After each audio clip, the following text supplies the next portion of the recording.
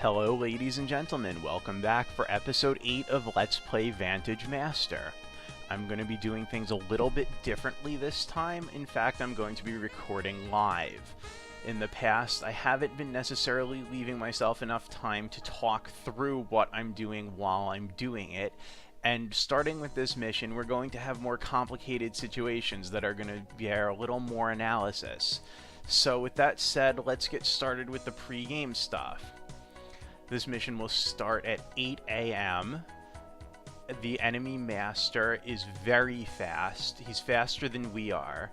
And he has 6 move distance, which means he'll be moving very far and very fast and get around the map very easily. He has lower magic power than we do, a relatively low physical attack value, average magical defense, and low physical defense. So with that said, let's just get started. This map is actually the first map where water plays a significant role in the game. So before we do anything else, we'll inspect the enemy master, and yes, he has a ranged attack. It's not long range, and it can't fire over things, and it's pretty weak, but he moves so fast that he'll be able to use it to effect. Now, our first choice here is what are we going to do with our master? Are we going to take the back magic stone or the front magic stone? Taking the back magic stone means we'll be able to take the front one second, move forwards, and claim more stuff. However, taking the front one first will let us summon Nadials in better position earlier. I'm going to go for the back one first, summon a Gwenfoss, and that'll be able to reach the first magic stone on the left. However, he's going to beat us to the second one. Whatever. The other thing this map introduces is the desert terrain, which doesn't provide a defensive bonus, but it does slow down land units that are moving through them. That really reduces the ability of masters and Nadials to get around, and it can be a problem for more vulnerable masters because they can't easily retreat to a safe place in a corner and get distance from the enemy master. So I'm going to be summoning a pellet to grab some magic stones, and since this is the first time I'm using a pellet, we'll show it off a little bit. Pellet has very high magic defense, very high speed, move distance of 4, and pathetic physical stats. Its magic is used to cure status effects. This pellet will be able to grab both of these magic stones in short order. Now, especially again with the weaker masters, a Gwenfoss assassination is a serious threat. Even with my current master, who has reasonably high magic defense, I've been assassinated by Gwenfoss on a previous attempt, so I don't want to see that happen again. I'm going to go with a Hephaestus to try to discourage that. So at this point now, we have a solid magic stone advantage, and we just need to avoid getting killed, basically.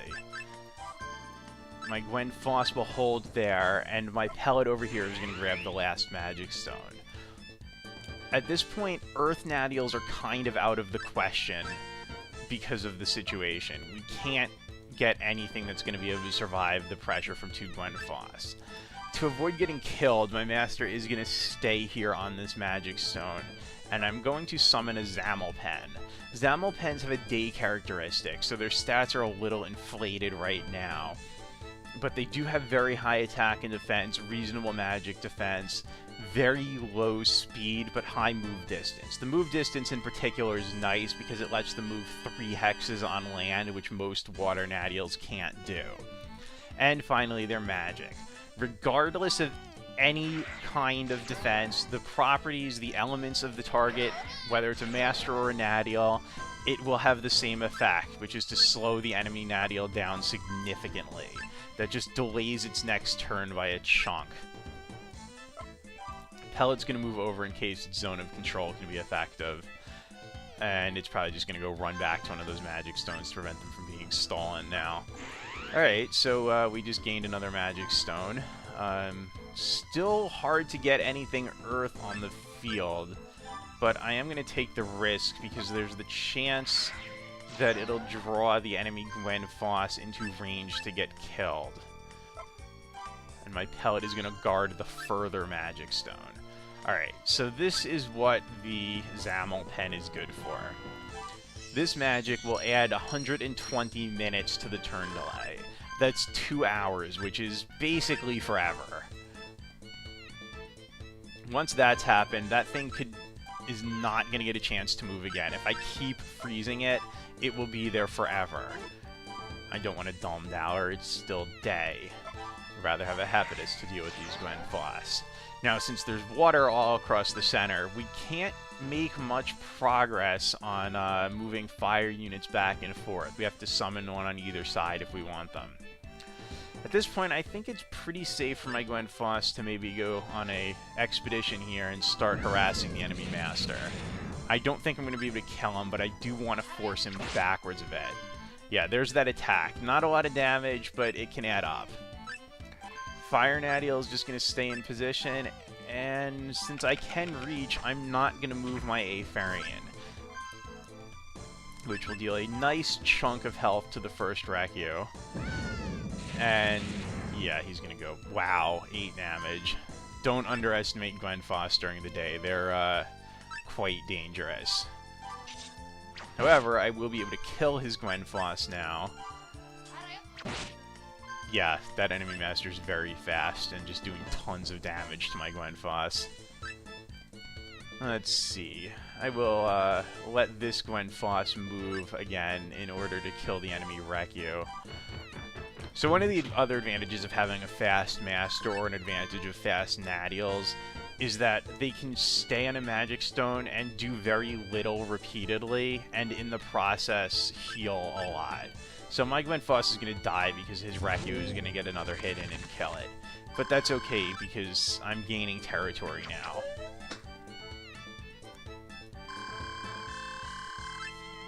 My Aetherian is probably going to die, but it'll be a trade for his Gwen Foss, so I'm okay with that. I'm going to, let's see what the move range on that is. Yeah, that Recu is not going to be making a lot of progress up the hill, because it has to move up, and then it'll be moving through sand, and it'll be moving on land. So it's okay for me to move my Habitus up a little bit. So he summoned another Recu, and let's see if my Aetherian will be able to reach anything. Not quite. So I'll just drop it on a Magic Stone.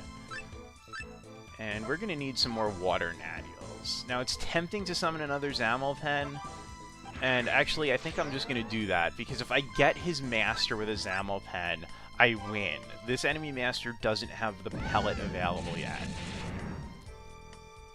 Alright, so there goes my Aetherian. And my Habitus will be able to hit it first. But I'm going to go grab another Magic Stone, and now I've got almost all the Magic Stones. Or no, actually that is all of them, although I'm probably going to lose one to his Gwen Foss. Temporarily. Pellet is now going to shift over, because it's not accomplishing anything more over there. And my Habitus is going to move up, in case his Master decides to retreat towards the upper right.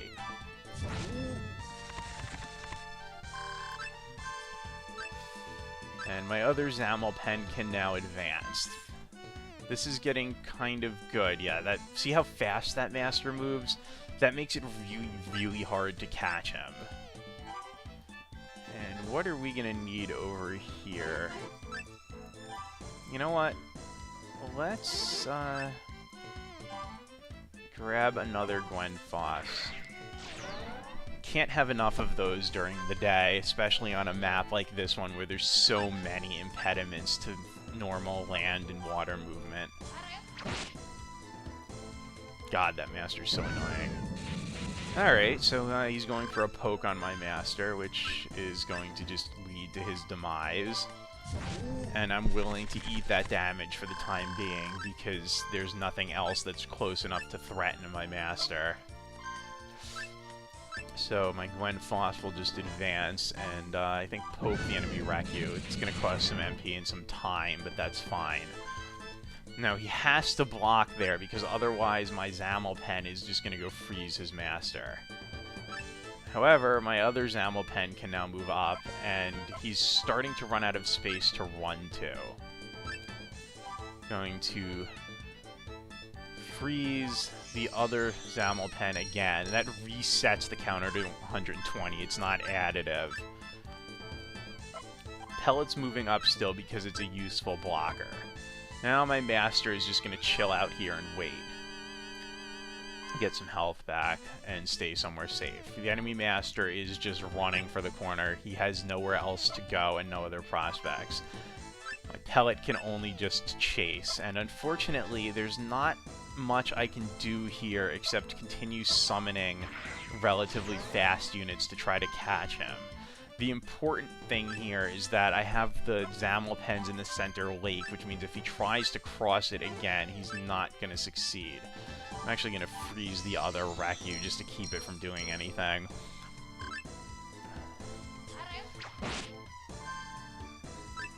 And this Hephaestus is still moving over just in case of another crossing attempt.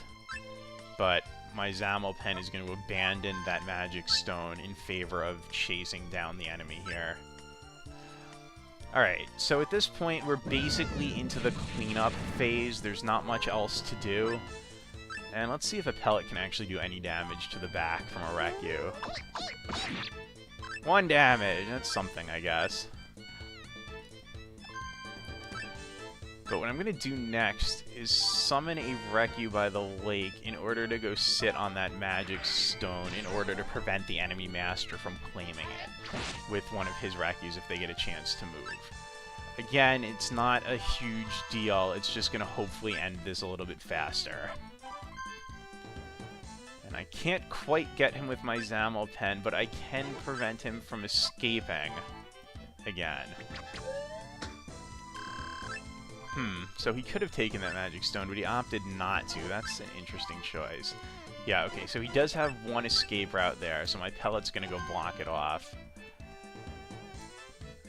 And I'm gonna be able to kill 1 of those Recus finally.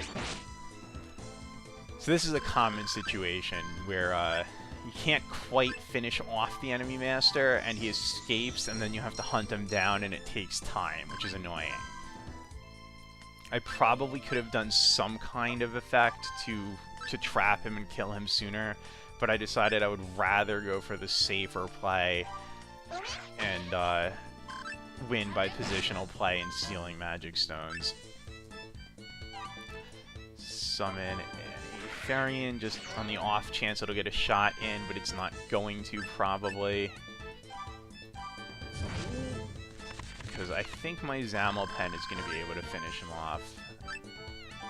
So now let's see what the Zamalpen stats are actually like. A little bit lower. I'm not sure what Nadiels get from the day-night cycle if they're affected by it. I think it's like +1 or +2, but it might be a % effect. Pellet's not going to do anything right now. My poor Hephaestus is still moving up there even though there's nothing for him to do. Alright. So we're finally done here. That is the Thief, and that's one of the most annoying Masters to play against because of his really high speed. It's a pain to try to catch him and kill him. He can keep escaping, he can keep plinking things with arrows, or throwing knives. It can just take a really long time, and if you have a weaker Master and you need to maintain Master defense, you have to continue summoning Nadiels to attack him while maintaining some near yourself, and it's not as easy to claim all the magic stones. So with a weaker Master like a Nightmare or a Duke, that one can be a real pain. So for this mission, we got the little statue, which lets us cast Medic, which does the same thing as the Pellet's magic. Except you can't use it to restore your Master, obviously, because your Master would have to cast it. And we get 1 magic defense and our continuing increase of MP. So that's it for this episode, and I hope you all enjoyed it, and I hope there were no terrible complaints about the live commentary, but if there are, please let me know in the comments or in the thread on FantasyStrike.com's forums. See you next time.